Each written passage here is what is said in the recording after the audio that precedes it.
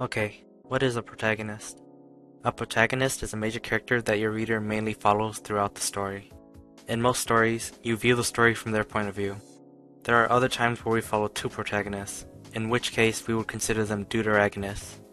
Three characters would be tritagonists, and so on. It is important to note that the protagonist is someone we follow for most of the story, not necessarily the hero of the story. A villain or anti-hero could still qualify as protagonists as long as we follow them for most of the story, or we see most of the story from their point of view.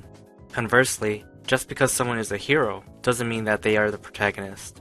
Seeing that protagonist is a major character in a story, sometimes even the driving force of said narrative, it would make sense that your protagonist embodies the themes or purpose of the story.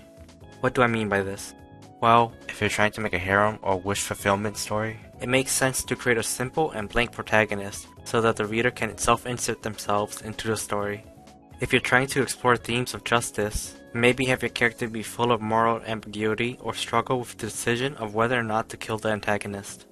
Basically, your protagonist should embody the purpose of the narrative.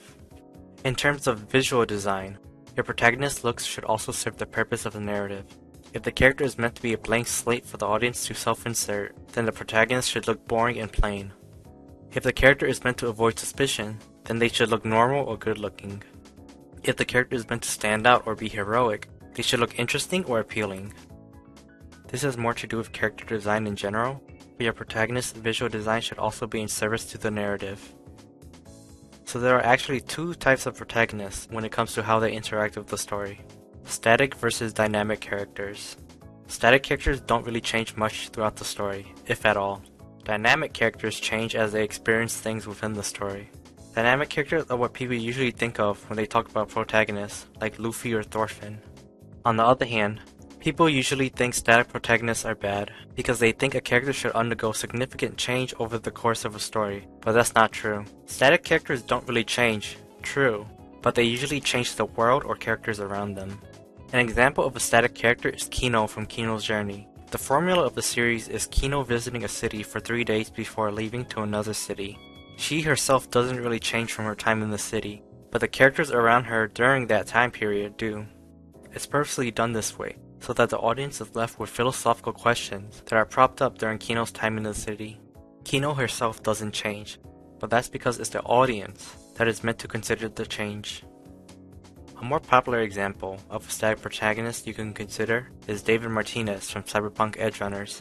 He mostly remains unchanged throughout most of the series, constantly adding more attachments and fighting against a big corporation, despite everyone around him telling him to stop and live a peaceful life.